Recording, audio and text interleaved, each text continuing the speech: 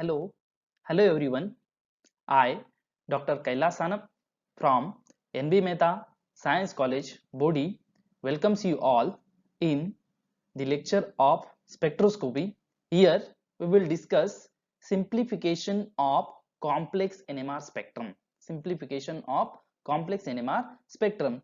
Some spectra are maybe complicated due to overlapping of multiplets. Okay, so how this spectrum can be simplified, this is what we have to see in this lecture. Let's see.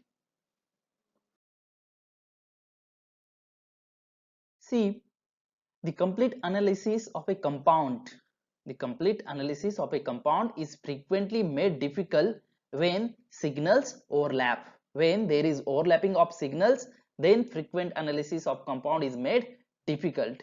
As a result, useful information is often buried. Okay, is often buried. That means it will get merged in somewhere due to complexity of spectrum. Suppose a compound having hexyl group. Suppose a compound having hexyl group. A closely related methylene. Okay, suppose for example, if we take a 1H NMR of hexanol, one hexanol. Okay, so that will have four four closely related methylene group. Okay, so that will may get appear in delta 1 to delta 2. Okay, so hexyl alcohol, okay, one hexanol, that will have a closely related envelope of 4 methylene group that will may appear in between delta 1 to delta 2. Another complexity is caused due to where coupling constant is comparable. Another complexity of 1H NMR spectrum is what? A coupling constant is what? Comparable with the chemical shift difference. Okay, coupling constant difference is what? Comparable with what? Chemical shift difference between the coupled protons. So these are what some causes of complexity of 1H NMR spectrum. So how to overcome these? This is what we have to see in these lectures. Okay, now let us see one by one each technique. Okay,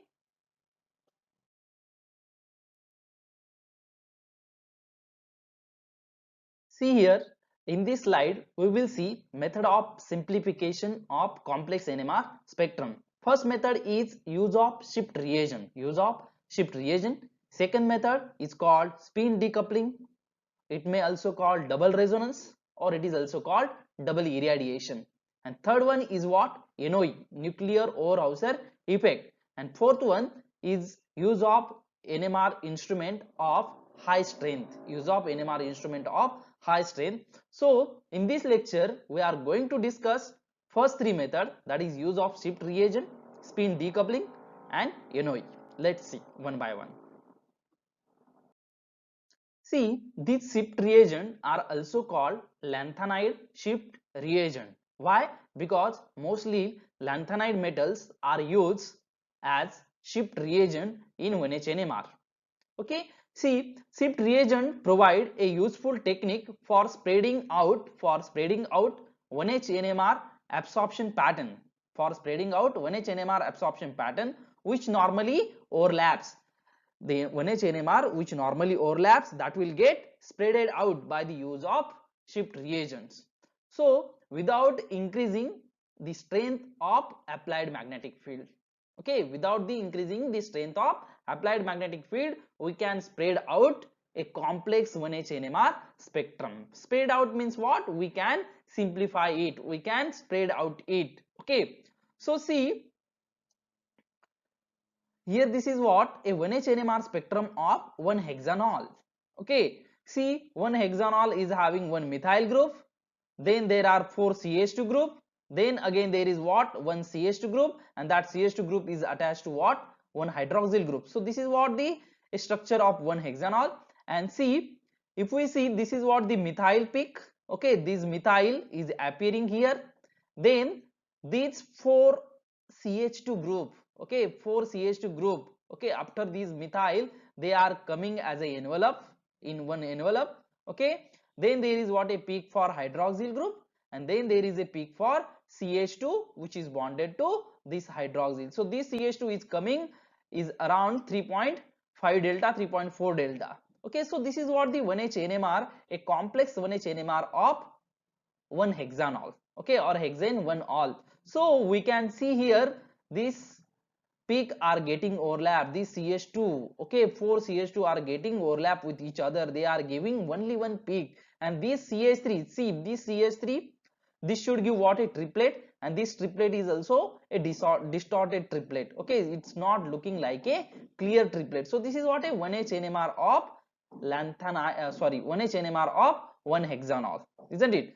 So we can say shift reagent provide useful technique for spreading out 1H NMR absorption pattern which normally overlap. So such type of overlap we can spread out by the use of shift reagents without increasing the strength of applied magnetic field. Without increasing the strength of applied magnetic field, that means suppose if we are carrying out 1H NMR at 300 megahertz and we are getting such spectrum, okay, then if we are carrying out 1H NMR of same sample at 500 megahertz or 700 megahertz, we may get same spectrum, but that will have wide separation, okay, of multiplets. Okay, so without going for 500 or 700 megahertz instrument, we can operate 300 megahertz instrument, same 300 megahertz instrument, and by the use of this shift reagent we can spread out this 1H NMR like this. Okay, now let's see in next slide. See, in this spectrum the high field triplet is distorted. The high field triplet is what? Distorted, which represent the absorption of methyl group adjacent to a CH2 group. So see, this is the what, CH3 group. Okay, and this CH3 is going to give what, a triplet, because it is adjacent to what, this CH2, because it is adjacent to what, this CH2. So this methyl CH3 will give what, triplet, and this triplet is what, most uphill triplet, most shielded triplet. And see, we are not looking a clear triplet, hence we are calling it as this triplet is a distorted triplet, because it's not looking a clear triplet. Okay, that clear triplet is having one intensity 1:2:1, so that type of intensity of this triplet is not looking, hence this is what, distorted triplet. Okay, the low field broad multiplet, the low field broad multiplet, presumably not first order, is due to the methylene group adjacent to the hydroxyl group. Okay, see, this is what, low field broad multiplet, okay, of this CH2. Okay, it's also not looking a first order. First order means what, this CH2 should give what, a triplet again. Okay, this CH2 should give what, triplet again, because it is adjacent to this CH2. Okay, so this CH2 is also not giving a clear triplet, that is not a first order, due to the methylene group adjacent to the hydroxyl group. Why it is not giving a clear triplet? Because it is adjacent to what, a hydroxyl group. Now see, the protons of the remaining methylene group, the protons of remaining methylene group, that is in between methylene group, there are 4 methylene groups, are all buried in the methylene envelope between delta 1.2 to delta 1.8. Okay, so all these remaining 4 CH2, they are got buried in this methylene envelope of delta 1.2 to delta 1.8. So this is what the 1H NMR spectrum of 1 hexanol without shift reagent. See, most of these chemical shift reagents are organic complexes of paramagnetic rare earth metals from the lanthanide series. Most of these chemical shift reagents are organic complexes of paramagnetic rare earth metals from lanthanide series. When such metal complexes are added to the compound for which the spectrum is being determined, profound shifts in the resonance position of the various group of proton are observed when we will add such metal complexes, okay, in which the compound for which the NMR 1H NMR we have to record, then there will be a what, profound shift. That means there will be a what, tremendous change in chemical shift in the resonance position of the various group of protons is observed. The direct of the shift, okay, the direction of the shift, that is, that shift will be a upfield shift or will it be a downfield shift, that will depends upon primarily on the metal which is used. Okay, this will depends upon which metal we have used, which lanthanide metal we have used. So that will decide the direction of chemical shift. So that direction of chemical shift will be a what, downfield side or upfield side. Next, see complexes of europium, erbium, thulium and ytterbium. Complexes of europium, erbium, thulium and ytterbium shift resonance to lower field. Okay, see, when we are using a complexes of europium, erbium, thulium and ytterbium, that will shift the resonances to lower field. Okay, that is at higher delta or larger delta, while complexes of cerium, praseodymium, neodymium, samarium, terbium and holmium generally shift resonances to higher field. So these type of metal complexes, that is cerium, praseodymium, neodymium, samarium, terbium and holmium generally shift resonances to higher field, that is at lower delta, and that is lower delta, and that will be a what, higher field.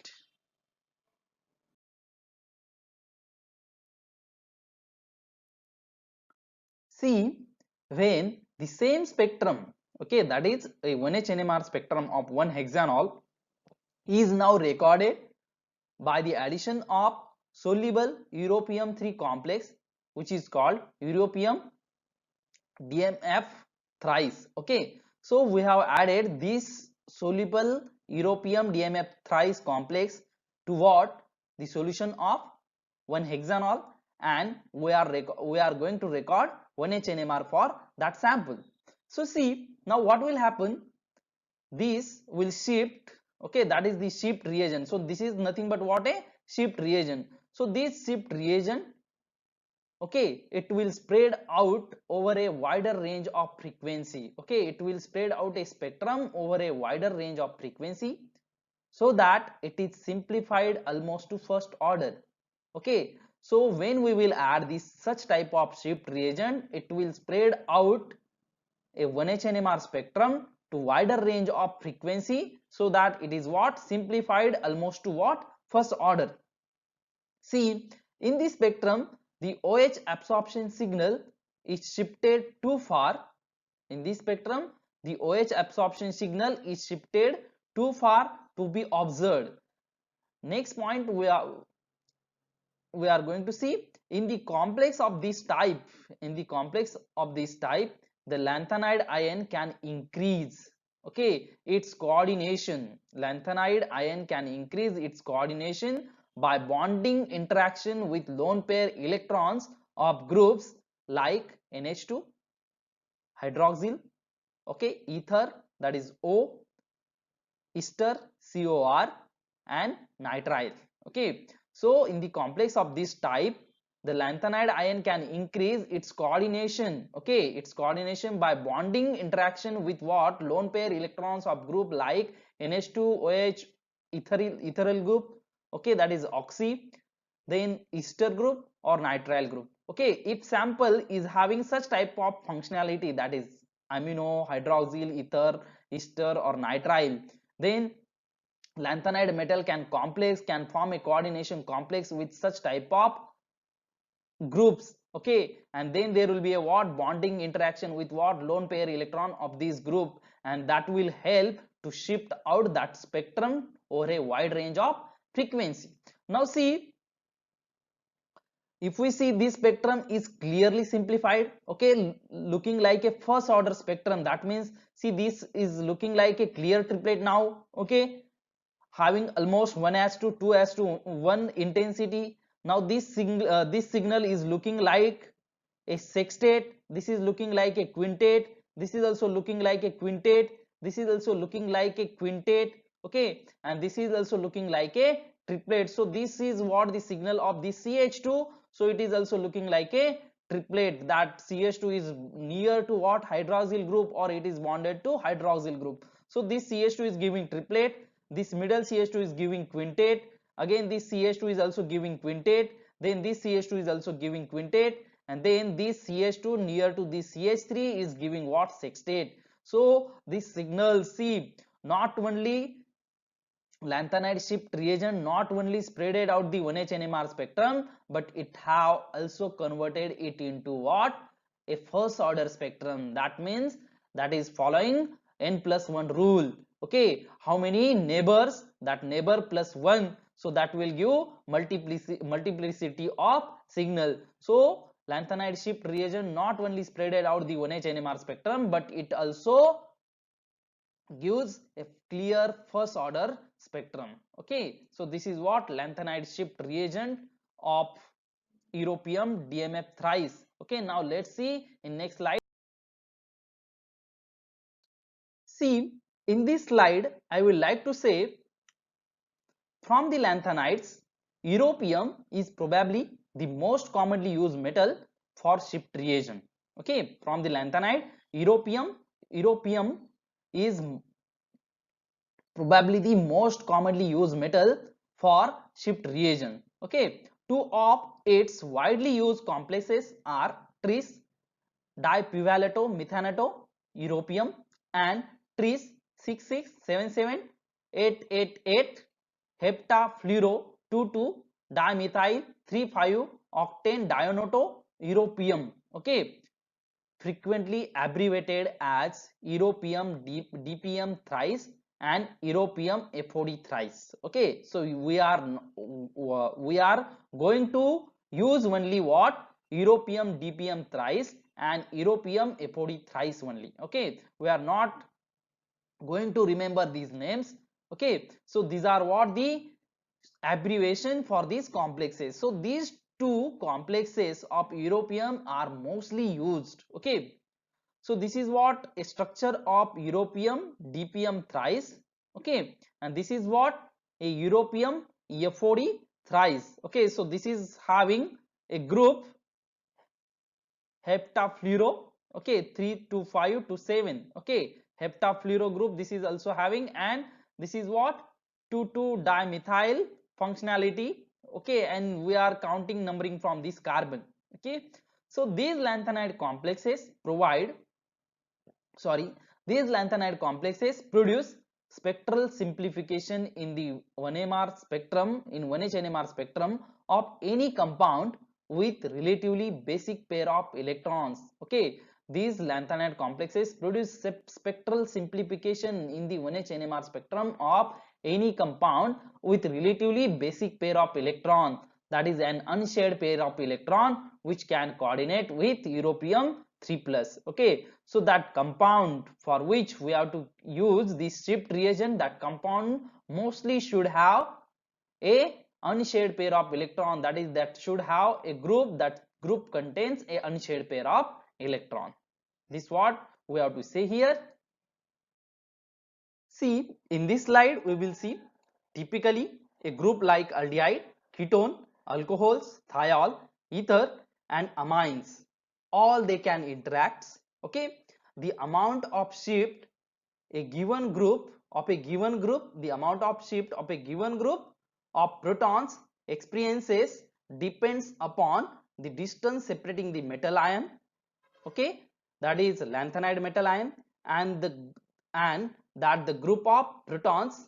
Okay, so distance separating the metal ion and that of group of protons. So this is what the first factor that will decide the amount of shift, that is spreading out, how much that 1H NMR will get spreaded out. Okay, so this will depend upon the distance separating the metal ion, that of the group of protons. Okay, and second point is what? The concentration of shift reagent in the solution. The concentration of shift reagent in the solution, this will also decide how much 1H NMR will get spreaded out. Next point, see, because of the latter dependence, that is concentration of shift reagent in the solution, it is necessary to include the number of mole equivalent. Okay, it is necessary to include the number of mole equivalent of shift reagent used or its molar concentration when reporting a lanthanide shifted spectrum. Okay, when we are to record, that means we have to report, okay, a 1H NMR spectrum that is spreaded out by using lanthanide shift reagent. At that time we have to report, at that time we have to mention how much concentration of lanthanide shift reagent is used. Okay, so this what we are saying here. Next point, see, with the shift reagent added, each of the methylene group is clearly separated. Okay, with the shift reagent added, each of the methylene group is clearly separated and resolved into proper multiplate structure. Okay, after adding a shift reagent, each of these methylene group is clearly separated and they are giving proper multiplate structure, that is quintet, sextet, triplet, etc. See, in this last slide of lanthanide shift reagent, we are saying the spectrum is in every sense first order and thus simplified. Okay, the spectrum is looking what? First order, thus simplified. All of the splitting are explained by n plus 1 rule. Okay, all of these splitting are explained by n plus 1 rule. Okay, suppose if we take this CH2, okay, this CH2 is having how many neighbor?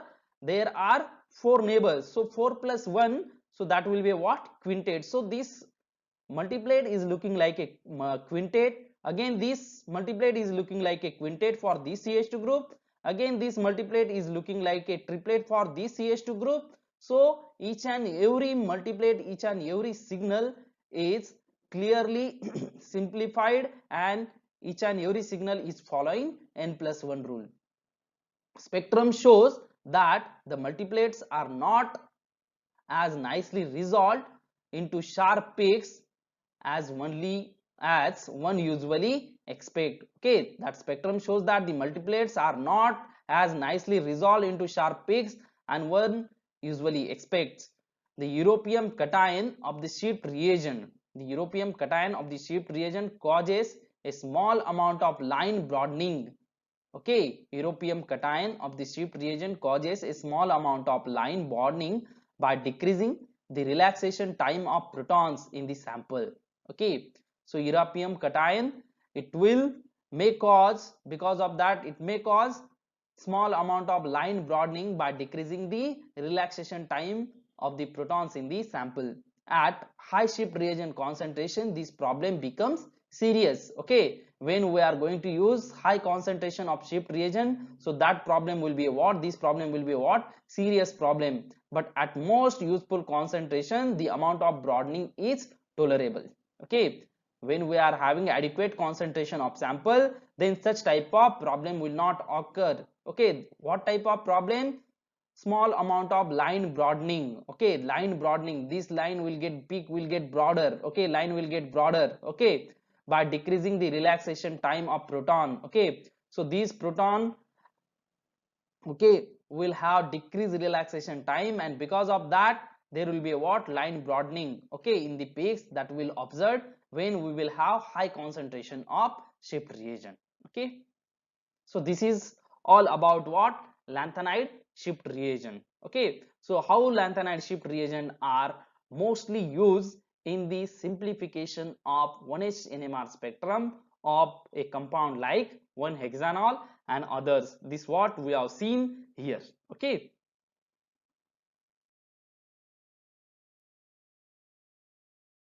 now in this slide we will see next technique for simplification of complex NMR spectrum is spin decoupling. Okay, here let us see spin decoupling. See, it is also called as double resonance or double irradiation. This spin decoupling is also called as double resonance or double irradiation. See, coupling between neighboring nuclei gives splitting patterns. Coupling between neighboring nuclei gives splitting pattern and their analysis is useful in the structure determination of compound. So their analysis of that splitting pattern is useful in the structure determination of compound. Okay, so once again I am repeating, in coupling between neighboring nuclei gives splitting pattern and their analysis is useful in the structure determination of compound. For example, if we are having CH3 group adjacent to CH2 group, okay, so that ethyl group will give a triplet quartet pattern. Okay, so triplet quartet pattern, from that we can easily identify that CH3 group is adjacent to CH2 group, or CH2 group is adjacent to what? CH3 group. So this what the coupling will give a good information regarding what? A neighboring group of proton. So see, in some cases, however, these patterns are so complex. However, in some cases, these patterns are so complex so that the simplification of spectra is desirable. However, in some cases, these patterns are so complex so that simplification of spectra is desirable, and spin decoupling provides one such technique. Okay, however, in some cases these patterns are so complex, okay, so that simplification of spectra is desirable. Okay, simplification of spectra, it is what necessary to simplify that spectra, and one of the technique is what? Spin decoupling, and that provide such useful tool for simplification of 1H NMR spectrum. In addition, for this decoupling experiment, that is spin decoupling experiment, we will require a basic NMR spectrometer. Okay, that what we will require every time. In addition to that, we will require a second strong tunable radio frequency source. Second strong tunable, okay, tunable like what? Your radio. Okay, you are adjusting what? Frequency. Okay, so that type of that type of tunable radio frequency source to irradiate a particular proton, to irradiate what? A particular proton at the desired frequency. Okay, so by tuning this strong tunable radio frequency, okay, we can irradiate a particular proton at the desired frequency, okay, near to what? Its precession frequency, while scanning of the remainder spectrum as before. Okay, that the remaining spectrum, what we have to scan, whatever we are scanning as it is, just what we have to irradiate a particular proton, for which we have to carry out a spin decoupling experiment. So thus spin decoupling involves irradiation of a nucleus at its resonance frequency. Okay, thus spin decoupling involves what? A irradiation of a nucleus at its resonance frequency using second radio frequency oscillator. Okay, so this what? Radio frequency oscillator we have to take, and from that we have to irradiate a nucleus at its resonance frequency, that is as at precession frequency.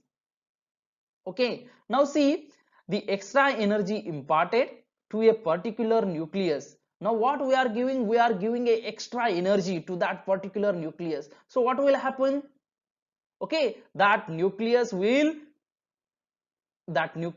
get excited, okay, and it will undergo a transition from ground state to upward excited state to ground state. Okay, it will undergo a very rapid transition, okay, in between ground state to excited state. Okay, so this is this nucleus, okay, this nucleus what we have irradiated, it will undergoing what? A fast flipping into from ground state to excited state. So that nucleus is continuously flipping, okay, from ground state to excited state. So its neighboring nucleus will not feel that the adjacent nucleus is there. Okay, so the extra energy imparted to a particular nucleus lead to what? Rapid transition between its nuclear spin state, that is from alpha spin state to beta spin state, alpha spin state to beta spin state. Okay,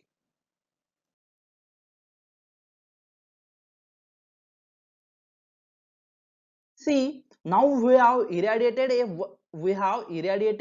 a particular one nucleus. Okay, so suppose these are the two nucleus, and this nucleus we have irradiated. Okay, this nucleus we have irradiated. Now see, This is what a adjacent nucleus. This is what a adjacent nucleus. Okay, so this nucleus only see one time average view. Okay, this nucleus will only see one time average view of the nuclear spin state of the nucleus being irradiated. So this nucleus will only see one time average view of this nucleus which is being irradiated. Okay, and as a result splitting pattern will disappear. As a result, what? Splitting pattern of this nucleus will get disappear.